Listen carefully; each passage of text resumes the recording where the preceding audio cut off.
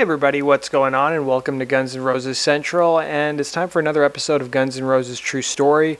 This is part 3 of my Chinese democracy documentary, so we're looking at the year 1995. If you saw the first 2 episodes, we looked at 1993 and 1994, and 1995 was not a good year for Guns N' Roses fans. So if you were a Guns N' Roses fan from the outside and you didn't really know what was going on internally, the beginning of 1995 seemed like a promising year. Early January they released Sympathy for the Devil for the interview with the Vampire soundtrack.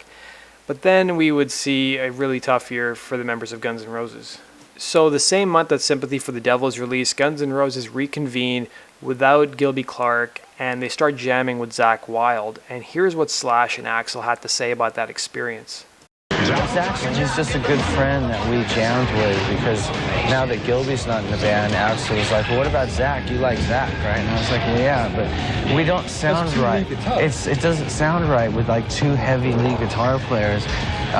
There's no, like the off, usually Guns N' Roses has an off rhythm and a main lead sort of riff, and so now me and Zakk just play the same thing.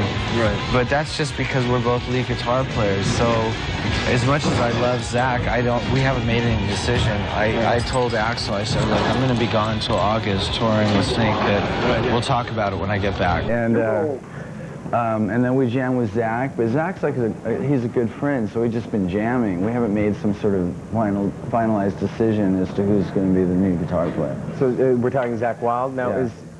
He is the Pride and Glory thing? He's in Aussie right now, and as far as his relationship with Guns is concerned, it's sort of like it's more like a buddy thing where we're just hanging and sort of jamming some stuff. So now it's so Guns N' Roses is still at this point a entity that is just sort of on hold. It's a together band. It's just in hiatus, and I'm going to be touring with the other guys for Snake Pit till midsummer. Now, are you still talking to Axl on a regular basis? Yeah. And see what's Everything's fine. Yeah, relax. That's good. Yeah. Everybody wants to know. Everyone wants to know. Yeah. Tried to bring Zakk and Slash together. That didn't go too well. Oh, really? You tried to bring Zakk and Slash together once? Yeah, it was fun to watch. Really? It was like, watching, a giant snake with a Tyrannosaurus Rex and see what, so it was pretty exciting. I mean, we had a good time. I don't know if they did. When was this? That was about 95. Is that right? Yeah. Now, I don't know, I guess if I should ask this, but do they ever talk at all now, or you don't know? Oh, man, I think they're like, they can be cordial to each other, that whole kind of thing, but when they were actually playing it, it gets that kind of alpha male thing going. Who's the real lead guitar player? I think I vaguely remember this now. Back in 95, we were talking 7 years ago. Yeah. Man, no question about it. So Slash talked more about this on his autobiography. He said he probably thought I'd like the idea of Zakk, as he was a friend of mine and I respected him as a guitarist, but that really didn't seem like an answer. I brought up the option of rehiring Gilby, but that idea was flatly rejected. I wasn't sure what to expect from Zakk Wylde, but I hoped for the best. Axl asked him to come down to rehearse with us, so we jammed together for just over a week. Zakk Wylde said we jammed over a whole bunch of shit and came out with 3 pretty cool ideas. So according to Duff's autobiography, he said Zakk brought energy and enthusiasm that was lacking within Guns at the time. We can build on that legacy, he said excitedly. We can make something great. Listen to this. He saw a piano against the wall and sat down and elegantly played it. I had no idea he could play piano at all, much less like this. So according to Duff, he said we recorded a few demos with him, but nothing panned out.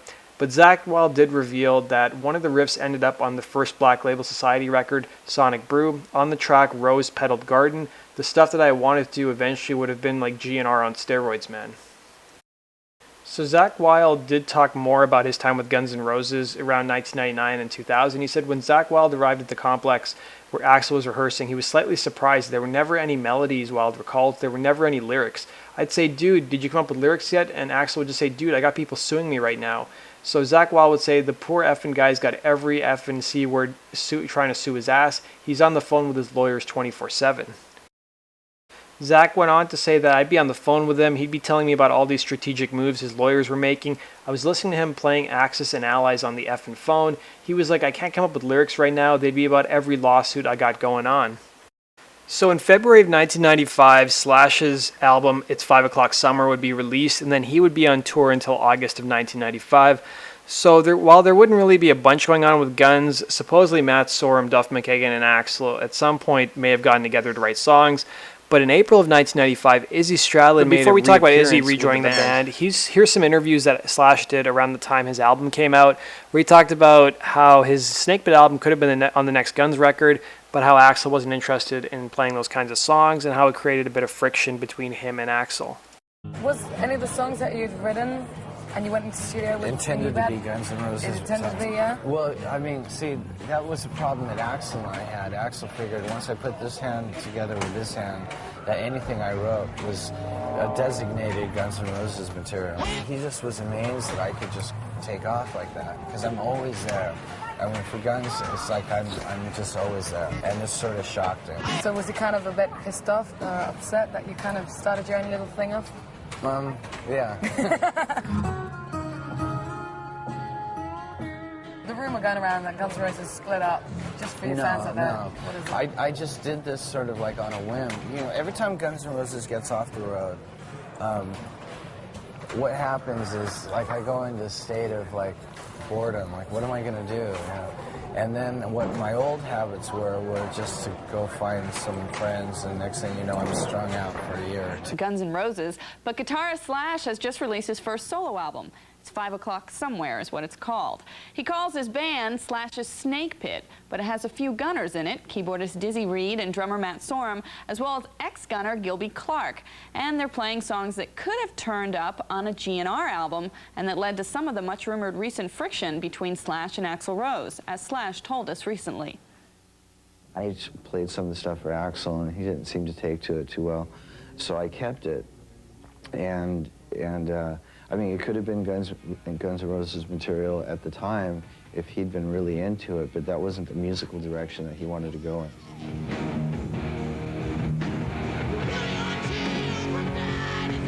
Axl, at some point, decided that he wanted certain songs back, and the album was already finished by that point, and that sort of was a shock to him that it was done so quickly. You know, and then he was like, well, I want those songs back. And I was like, no, it's too late, they're gone. And so we've, you know, come to terms with that at this point, but there was a little bit of friction there for a while. Meanwhile, sources close to Guns N' Roses confirm a report in the new issue of Metal Edge magazine that Slash has been jamming with former Ozzy Osbourne guitarist Zakk Wylde. Whether it was a whim or an audition for a Snake Pit touring slot or as a replacement for Gilby Clarke and GNR is not yet clear, but we'll keep you posted. So according to reports at that time, Izzy did an interview in 2001 where he said, once in 1995, I went to ring the doorbell at Axl's place and he opened the door. And I go up and there he is. He's like, hey man, glad to see you. Gives me a big hug and shows me around his house. It was great. In April of 1995, Duff calls me again. I'm trying to compose new songs for the guys in GNR. Come and give me a hand. It made 5 years that I'd left Guns, but I said to myself, well shit, after all, why not? Duff and I wrote 10 songs in the space of a week. We even recorded them as demos. And Slash around that time said there's a lot of debate over who's going to play guitar. Axl and I were having an argument about it yesterday. Now, Izzy's been writing, Slash said. He wrote some stuff with Duff. He wants to write songs, but he doesn't want to deal with the whole thing. He's so laid back. He doesn't want to deal with pressure anymore. Izzy's Izzy. So Slash also said that Izzy agrees with writing stuff, but he's not interested in touring. He doesn't want to deal with Axl. So Izzy would actually join Slash on stage during his tour with Snake Pit. He joined them in Chicago in April of 1995 to jam on the Rolling Stones song Bitch. And probably a month later, according to Izzy, he said, one night Axl called me in 1995. We got into the issue of me leaving Guns N' Roses. I told him how it was on my side, told him exactly how I felt about it and why I left. But I mean, he had an effing notepad. I could hear him turning pages going, well, you said in 1982. He was bringing up a lot of really weird old shit. I'm like, whatever, man, but that's the last time I talked to him. So Izzy almost came back into the band, at least to write songs in that time. Now, during the time that Axl was out with Snake Pit, according to Duff's autobiography, he said Axl demonstrated a lot of compassion over the years, and especially in the wake of my pancreatitis. That's what also drove me crazy. He knew that I changed my life around, that I got up early and went to bed early, that I was doing whatever I could to stay alive, and yet, right at this point, he made a switch and became a night person. So according to Slash, while he was gone on tour with Snake Pit, Guns was still supposed to be working on songs and jamming. He said they were supposed to keep working while I was gone. That's why Matt didn't come on tour with us, because he was supposed to keep the foundation for them to jam. And Matt Sorum also corroborated this by saying, I stayed at home and I worked a bit with Axel and Duff. I'm sure I took the good decision. And according to Slash, well, they only jammed like twice when I was gone, so no one had really anything going on. And even Duff talked about a time where he was about to leave the studio, like at 3 a.m. in the morning, and Axel showed up. So one night, Axel showed up at the rehearsal studio as I was packing up to leave. Sorry, man, but I have to go, I told him. What do you mean you have to go? He said, dude, it's 4 a.m. and I've been here all effing night. I've got to get home. To which Axel said, F that, man. And Duff would say that I used to go to Guns' practice place. Me and Matt would play for a while, but no one else used to show up. So around this time, Matt Sorum and Duff started to get bored, so they started to form what would eventually become Neurotic Outsiders. So he said Matt Sorum called me to see whether I'd be interested in playing rhythm guitar for a Monday night show at the Viper Room with Steve Jones, the original Sex Pistols guitar player, and John Taylor of Duran Duran.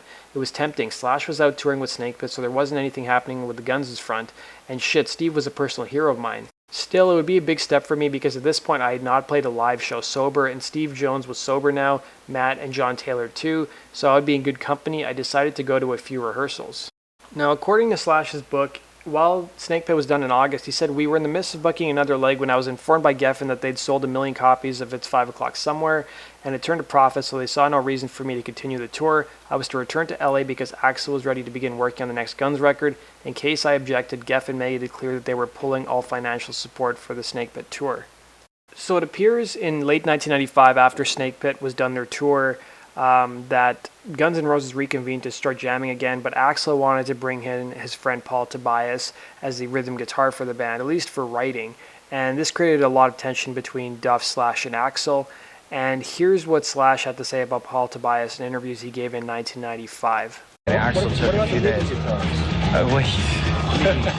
I hate that guy. That's Paul. That's a whole nother story. Paul's just a friend of Axl's, and he brought Paul in without telling me, and I got really angry because that's the main thing is the band, you know, getting the band together, and so it's not like you hire a bunch of session people and make Guns N' Roses. It doesn't work that way. And there's a new guitarist that's been hired? Not at all? Because I'd heard rumors that there was somebody... Well, there's a couple guys. There was an idiot Paul, and then... What are you, Paul Hughes? Paul Hughie. Hughie. Huge. So that does it for this episode of Guns N' Roses True Story. Join me next time when I'll be looking at 1996, the year that is really special for a lot of Guns N' Roses fans, but not in a good way, when Slash would leave the band. So thanks for watching, guys. Let me know your thoughts in the comment section below, and be sure to hit the subscribe button if you enjoyed this video and you want to see more videos just like this, or if you just love Guns N' Roses. You guys can also go support me on Patreon and Facebook, and you can also go follow me on Twitter. The links to all that good stuff is down below. Take care.